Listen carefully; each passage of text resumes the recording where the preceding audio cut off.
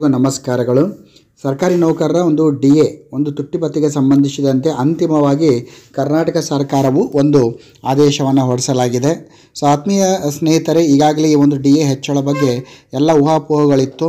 So ಈ ಒಂದು election ಹಿನ್ನೆಲೆಯಲ್ಲಿ ಒಂದಿಷ್ಟು ಡಿಲೇ ಕೂಡ ಆಗಿತ್ತು. ಸೊ ಅಂತಿಮವಾಗಿ ಅಧಿಕೃತವಾಗಿರುವಂಥ ಆದೇಶನ ಹೊರಡಿಸಿರುವಂಥ ಕರ್ನಾಟಕ ಸರ್ಕಾರವು ಈ ಒಂದು DAಯನ್ನು ತಾವಿಲ್ಲಿ ಗಮನಿಸ್ತಾ ಇದ್ದೀರಿ, ಮೂಲ ವೇತನದ 8.50ದಿಂದ 10.75 ಹೆಚ್ಚಳ ಮಾಡಿ ಇಲ್ಲಿ ಆದೇಶವನ್ನು ಹೊರಡಿಸಲಾಗಿದೆ.